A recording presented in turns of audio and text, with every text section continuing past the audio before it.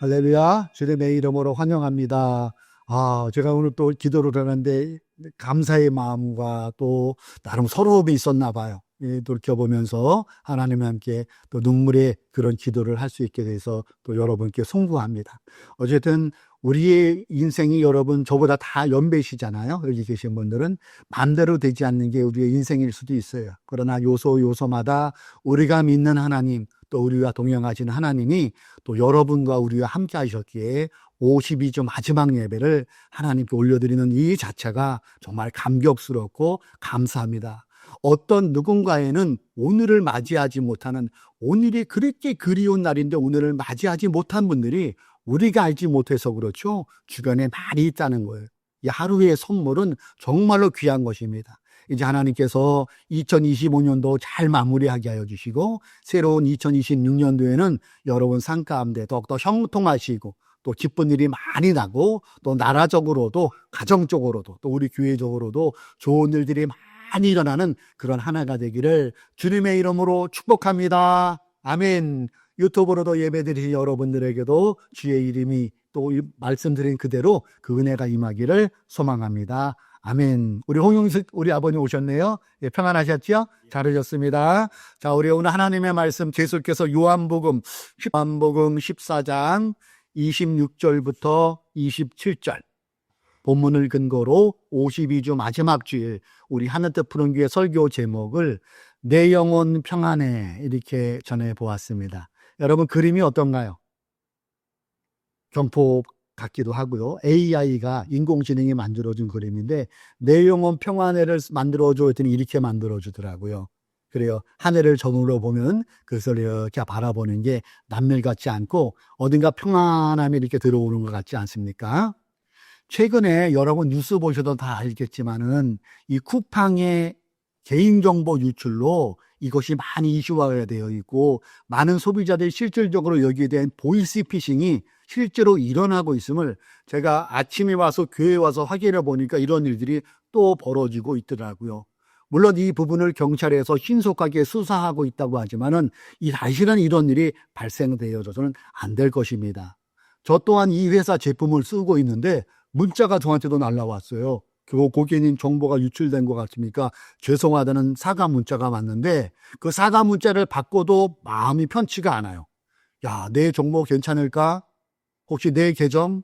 물론 저는 털면은 턴 사람에도 열받을 정도로 아무것도 없으니까 그렇게 했지만은 기분이 좋지 않더라고요. 그리고 내가 모르는 사이에 이런 것이 대포 통장이나 이런 범죄에 사용하면 어떡하지 하는 그런 불안함이 저는 들더라고요. 여러분은 어떤가 모르겠어요. 그리고 이러한 불안은 누구에게나 있을 수가 있어요. 문제는 그 불안이 우리 마음의 주인이 되면은 정말로 우리 삶이 피폐해질 수가 있다는 거예요. 불안함에서 오는 초조함이 지속되다 보면 겉은 멀쩡해 보이지만은 그 속 사람은 날마다 찌들어져가는 그런 삶을 살아갈 수가 있다는 거예요. 오늘의 단어는 불안이에요. 불안, 초조. 이 불안과 초조의 단어를 가지고 오늘 하늘뜻 푸른교회 52주 마지막 주일에 주시는 주님의 메시지에 한번 귀 기울여 보세요.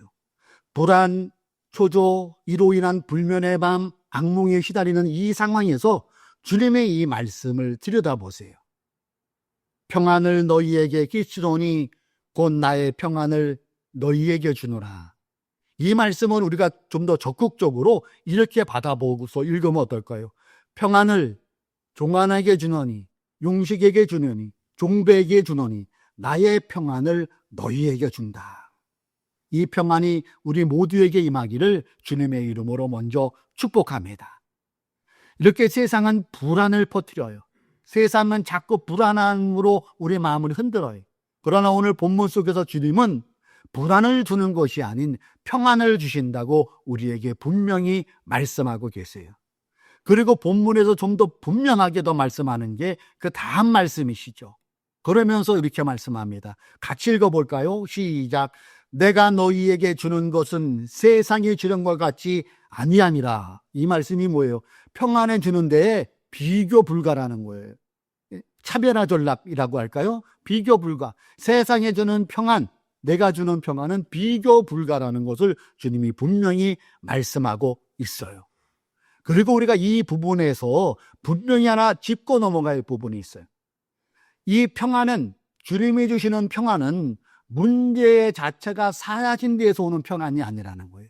주님이 주시는 평안은 내가 물질로 아니면 또 여러 가지 환경으로 어려운 불안한 상황 속에서 덮어주시는, 마치 주님께서 그것을 능가할 수 있는 선물을 주시는 이런 의미의 평안이라는 거예요.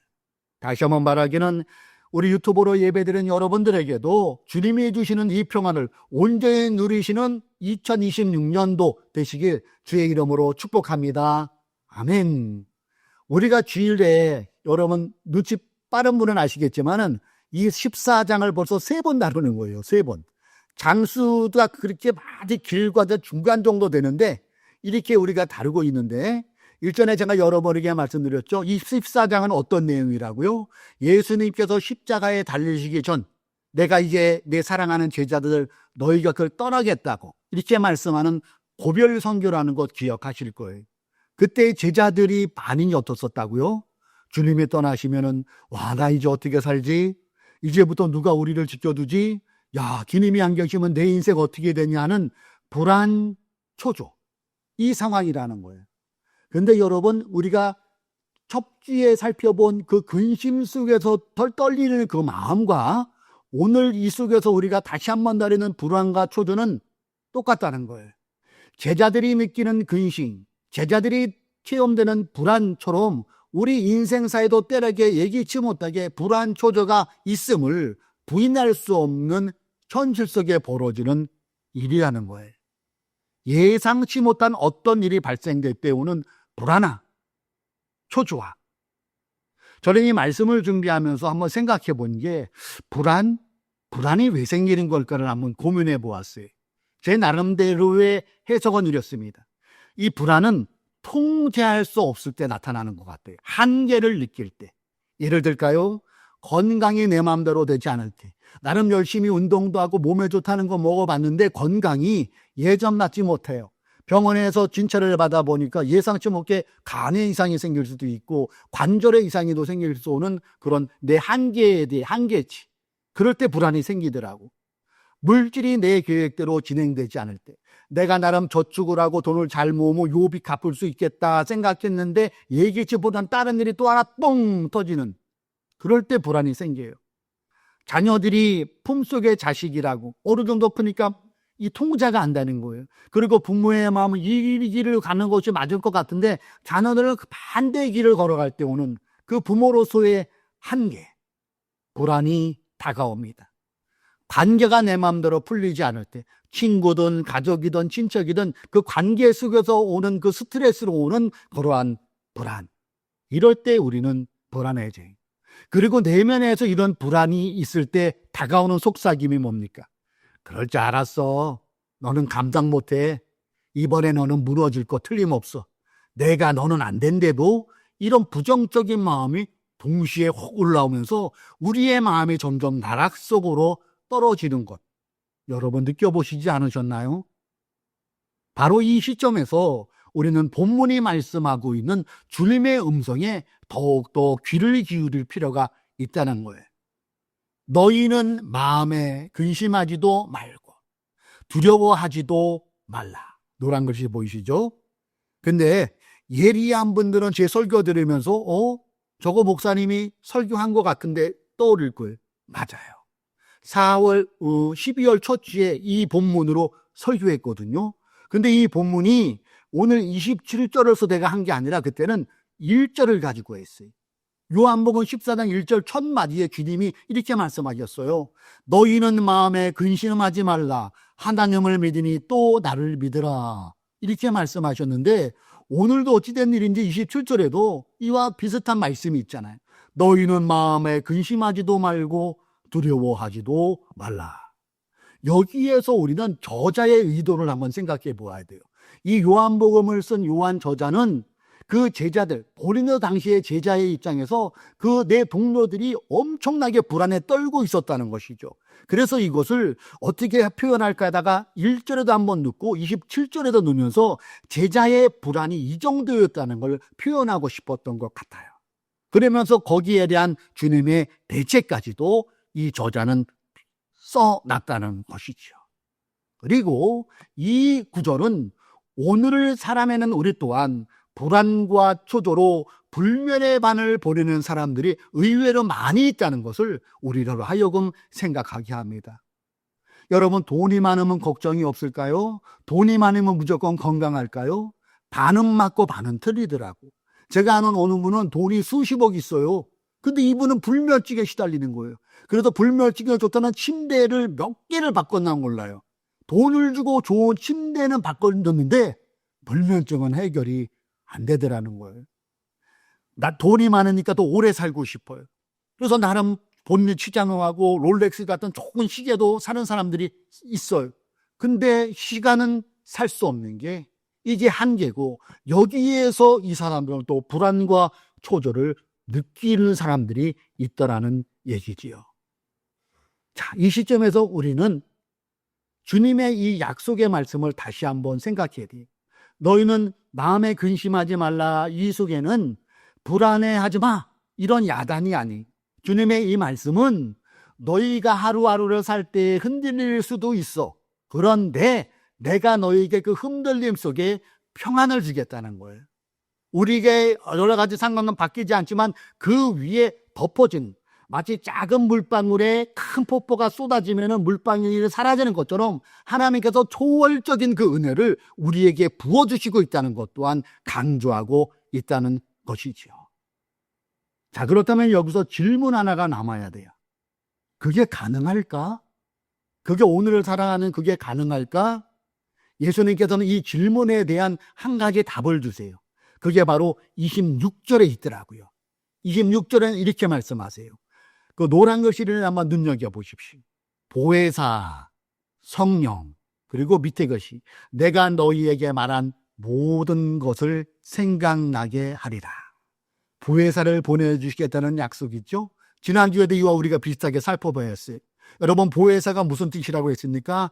돕는 사람, 내 곁에 와서 나를 돕는 사람, 나를 변호하는 사람. 그래서 내가 누구로 내 편이 안 되지만은 내가 하나님을 바라보는 인상, 아니 하나님이 먼저 사람들은 외면해도 내 편이 되어주시고 나의 위로자가 되어주시고 나의 인도자가 되어주신다는 것 여러분이 기억나실 거예요. 그래요. 보혜사 성령님이 우리와 함께 하신다고 주님이 약속하고 계신 거예요. 오늘 예배드리는 사랑하는 성도 여러분, 우리는 불확실성의 시대에 살고 있다고 그래요.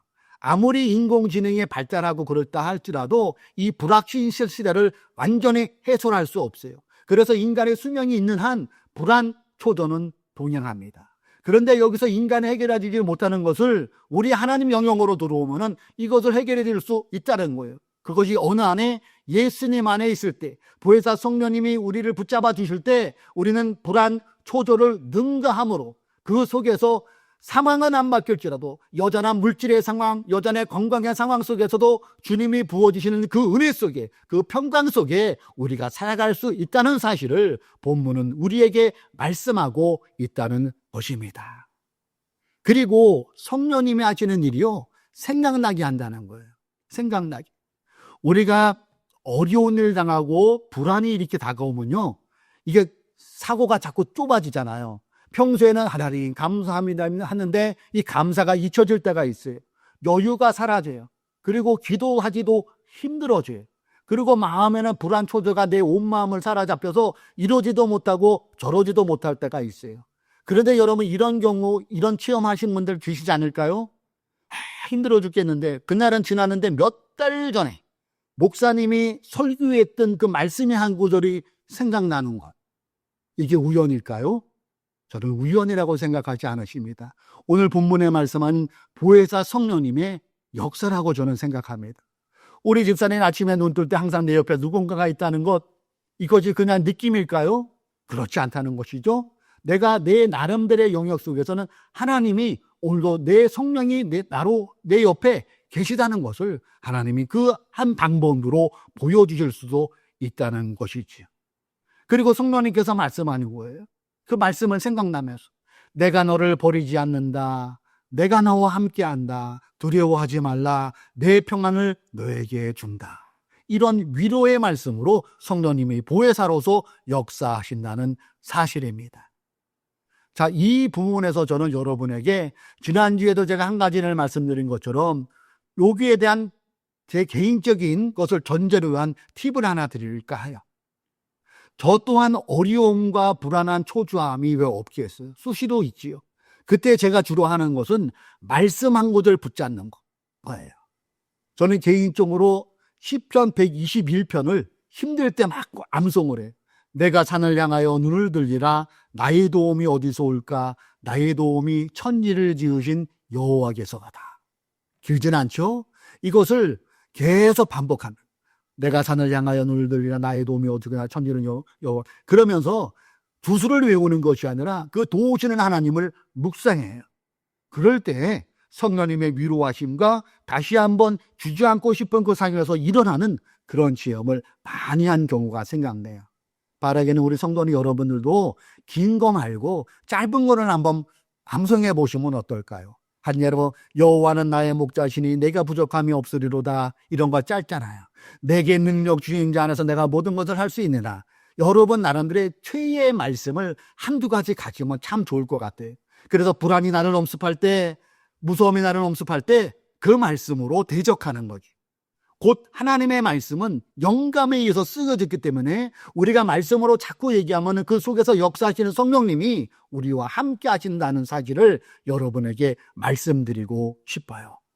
그리고 지난주에 제가 나눠드린 팁, 짧은 기도예요. 성령님 인정합니다. 환영합니다. 모셔드립니다. 이것이 나의 모든 아픔까지도 담은 거예요. 그분을 인격적으로 내가 모시니까 이렇게 기도할 때에 우리의 마음의 평안함을 얻는 것을 저는 개인적으로 체험을 했으며 이것은 제 개인적 체험임을 전제로 해서 여러분들께 권면을 드립니다. 그렇습니다. 예수님의 평안은 세상이 주는 평안과 분명히 다르다고 주님께서 말씀하고 있어요. 내가 너희에게 주는 것은 세상이 주는 것 같이 아니하니라. 다시 한번 말하기는 새해에도 여러 가지 어려운 일이 있을 수 있죠. 바로 이때에 주님이 주시는 평안함으로 하루하루를 승리하실 수 있는 우리 사랑하는 성도님 되시기를 주님의 이름으로 축원을 드립니다. 설교를 이제 마치면서 저는 찬송가 413장, 우리가 오늘 부른 찬송이죠. 그 413장의 내용을 잠깐 소개해 드릴까 해요. 이 찬송을 쓴 사람은 호레이쇼 스페포드라는 미국 사람이 그런 사업을 하다가 사업이 부도가 나고 더 힘들게 집에 불이 나버리니 집에 혼란한 다 해가지고 전 자산을 다 잃어버렸어요. 살기 위해서 유럽으로 이민을 결정을 해요. 그에게는 4명의 사랑스러운 딸이 있었고 아내가 있었죠. 나머지 사업 다 정리하기 위해서 아내와 4딸을 먼저 배를 타고 보내요. 배를 타서 쭉 가는데 잘 갔겠거니 했는데 전보가 옵니다. 4딸 바다에서 사망. 그 전보를 누가 보낸 거겠어요? 아내가 보낸 거예요. 졸지에 그 풍랑을 만나가지고 바다에서 4명의 사랑하는 딸이 다 죽은 거예요. 생각해 보세요, 여러분. 사업이 망했죠. 본인이 그 건물 홀라당 불탔죠. 그리고 이민을 유럽으로 보냈는데 4명이 바다에서 다 침몰당해 목숨을 잃었으니 그 마음이 얼마나 힘들었겠어요. 하나님 원망할 수도 있을 거 아닙니까? 그런 미국에 있던 것을 다 정리해서 뒤따라 유럽으로 갑니다. 당시에는 비행기가 발달하지 않은 시대라 배를 타고 가는데 항해사가 그 바다 어느 정도 지나가는데 옆에 오면서 이렇게 얘기하는 거예요. 스페포드씨, 요쪽이 요 부분, 지나고 있는 요 부분이 스페포드씨 따님이 그 사고를 당한 자리입니다. 마음이 무너지죠. 그러면서 기도하는 거예요. 하나님, 정말 너무하신 거 아닙니까? 그런 원망 비슷한 기도가 나오는데 이게 웬일이에요? 마음 밑바닥에 오늘 이 말씀이 주는 거예요. 평안을 너희에게 주겠노라. 그 말씀을 생각하면서 그동안의 절망, 괴로움, 아픔, 그것을 뛰어넘는 갑자기 마음에 딱 꺼내지면 그것을 체험합니다. 그리고 그는 급히 수첩을 꺼내서 적는 거예요. 그 시가 오늘 우리가 읽은, 우리가 찬양한 내 영혼 평안해. 1절을 제가 소개할게요. 내 평생에 가는 길에 순탄하여 늘 잔잔하는 강 같든지 큰 풍파로 무섭고 어렵든지 나의 영혼은 늘 편하다. 내 영혼 평안해. 내 영혼 평안해. 내 영혼 평안해. 이 스페포트의 고백은 오늘 우리가 함께 읽은 이 말씀과 다 일치하는 거예요. 그는 가족을 잃었습니다. 사업도 잃었습니다. 건물이 홀라당 다 타버렸습니다. 감사할 것이 없는데 그 물밀듯 들어오는 내가 너와 함께함이더라, 내가 너와 평안으로 함께하는 그 마음이, 그 아픈 마음, 절망하는 마음, 불안한 마음, 초조한 마음을 덮어버린 거예요. 이게 여러분 가능할까요? 인간으로는 가능하지 않아요. 그러나 초월하여 역사하시는 존재 그 자체이신 하나님 안에서는 가능하다는 것을 이 스페포드, 우리가 함께 찬양을 부른 여기에서 증명하고 있다는 것이에요. 사랑하는 성도 여러분, 올 한 해 사나 오시느라고 정말로 고생 많으셨습니다. 그리고 내년을 맞이할 때도 우리는 예기치 못하게 불안한 일, 초조한 일, 근심거리 만날 수도 있을 것입니다. 그러나 때마다 오늘 이 말씀을 기억하시기 바라요. 제자들에게 말씀하신 그 말씀은 2000년을 뛰어넘은 우리 하늘뜻 푸른교회 성도님들에게 말씀하고 있다는 거예요. 사랑하는 내 자녀들아, 내년에 너희들이 여러 가지 불안한 일, 초조한 일이 말씀지라도 나를 기억하려무나 내가 너희에게 평안을 준다. 물질을 초월하는 평안을 준다. 건강을 초월하는 평안을 준다. 관계를 초월하는 평안을 준다. 나를 바라보고 나와 함께 동행하지 않게 하냐는 이 초대를 오늘 본문을 통해 하늘뜻 푸른교회 메시지로 주고 있음을 여러분 믿으시기 바랍니다. 그러므로 올 한 해 여러분 정말 고생 많으셨고요. 그 평안으로 함께 하신 주님과 우리가 걸어왔듯이 이제 주님의 평안이 한 해의 피곤을 잘 덮어내고 새해에는 불안과 침체, 여러 가지 환경 속에서도 교회 속에서도 가정 속에서도 여러분의 사업장 속에서도 주님이 주신 그 평안으로 날마다 승리하는 2026년도 되시기를 주님의 이름으로 축원합니다. 누가 뭐래도 우리 하나님은, 우리 예수님은 우리에게 평안을 주시는 분이십니다.